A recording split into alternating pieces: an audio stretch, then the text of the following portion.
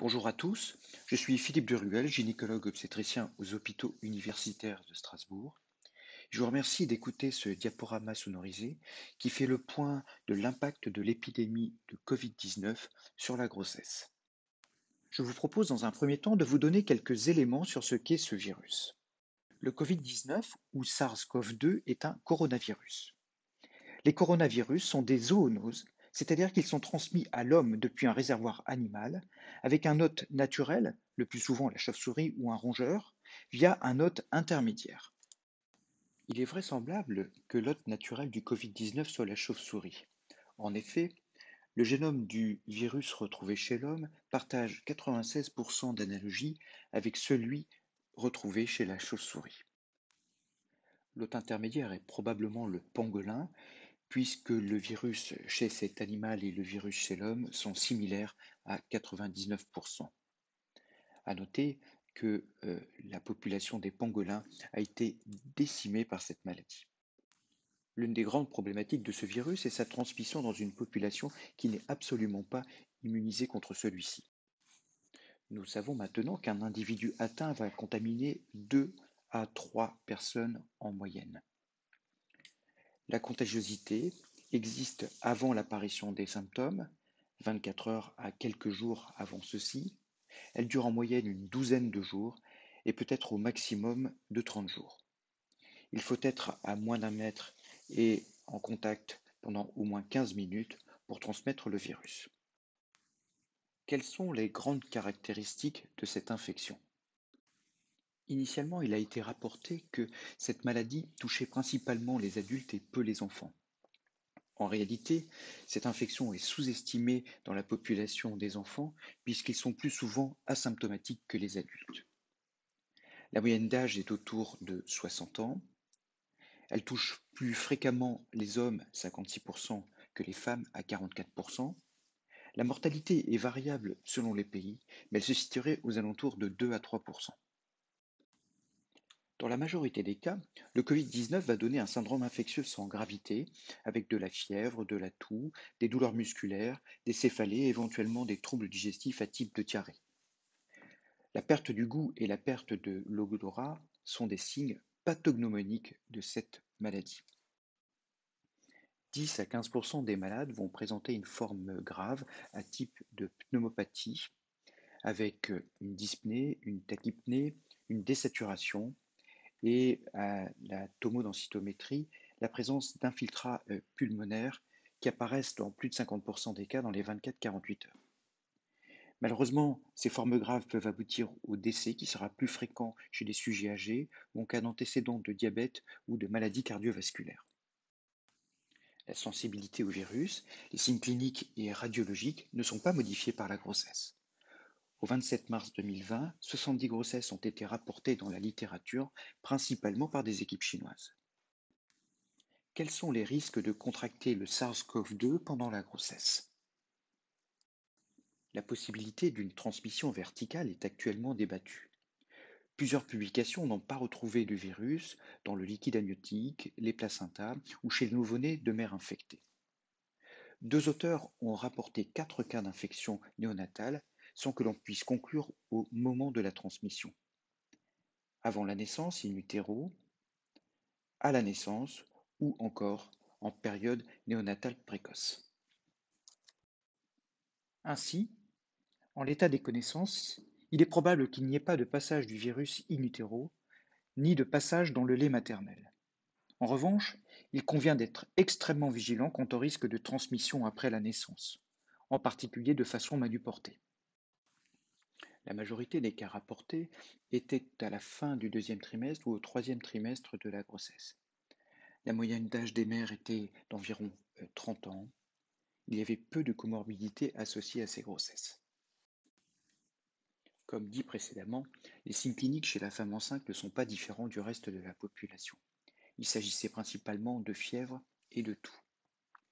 Les images à la tomodensitométrie thoracique sont généralement typiques d'une pneumopathie virale.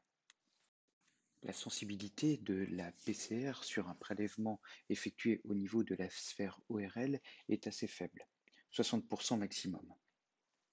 L'association scanner plus PCR est meilleure que le scanner seul, qui est également meilleur que la PCR seule. Parmi les cas rapportés, le délai entre la survenue des signes cliniques et l'accouchement était de 1 à 13 jours. La majorité des femmes accouchaient par césarienne. Néanmoins, ce chiffre doit tenir compte du taux généralement élevé de césariennes dans la population chinoise. Dans près d'un cas sur deux, la naissance survenait prématurément et dans plus d'un tiers des cas, il existait une détresse fœtale qui peut à la fois expliquer le taux de césarienne élevé, mais aussi être expliquée par la détresse respiratoire maternelle. Les données néonatales sont rassurantes et la plupart des nouveau-nés allaient bien dans les publications chinoises.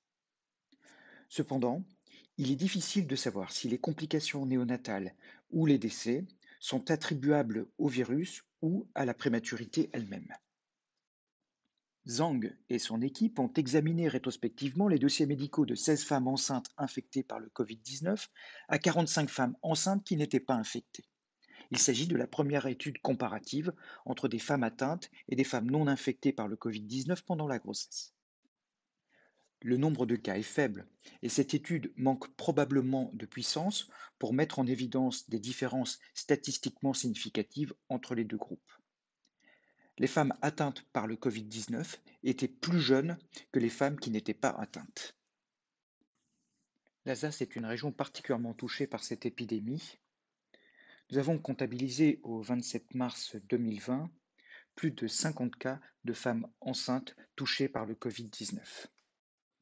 Dans les maternités des hôpitaux universitaires de Strasbourg, nous avons pris en charge 34 femmes positives pour le Covid-19. 28 ont eu une forme bénigne avec 3 accouchements par voie basse et les autres sont suivis à domicile. 6 femmes ont eu une forme grave, dont 5 ont accouché par césarienne en raison d'une aggravation des symptômes respiratoires.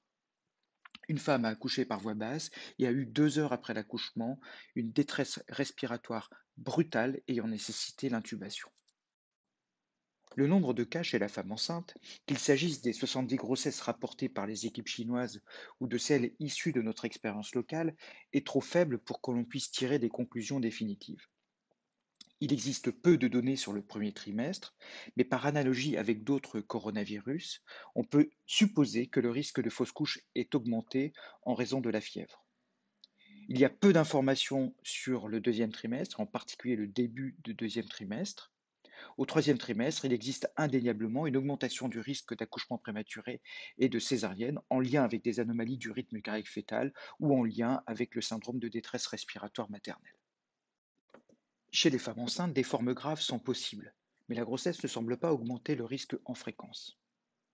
La gestion est plus difficile, en particulier en raison de la brutalité d'aggravation des signes de détresse respiratoire.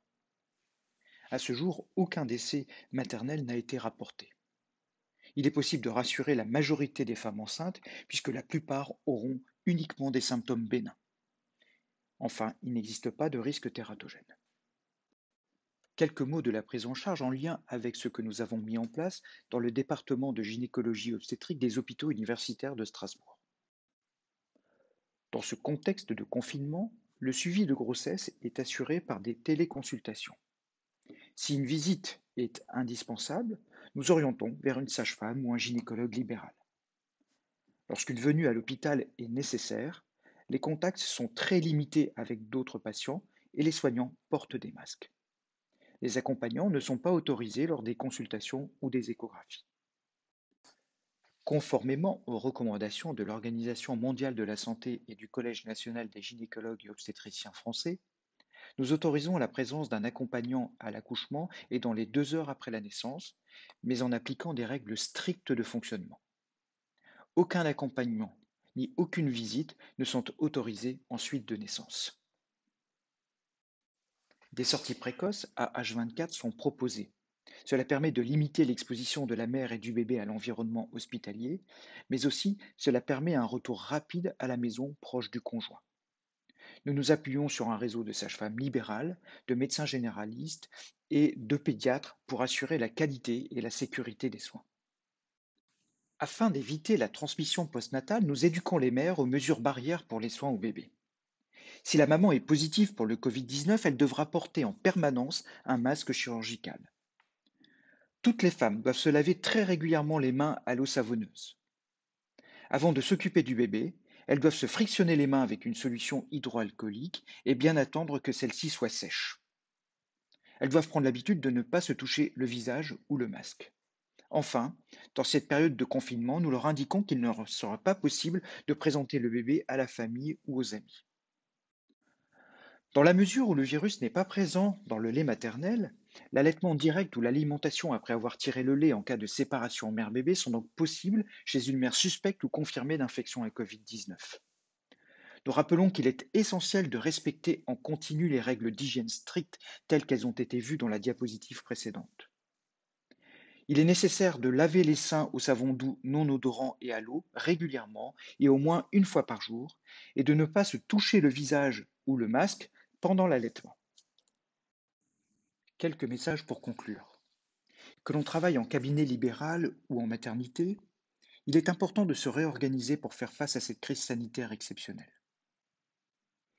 Il est indispensable de protéger les soignants, car des absences trop nombreuses risqueraient de mettre en péril la chaîne de soins. Il faut garder une grande vigilance dans les formes graves en raison du risque brutal d'aggravation.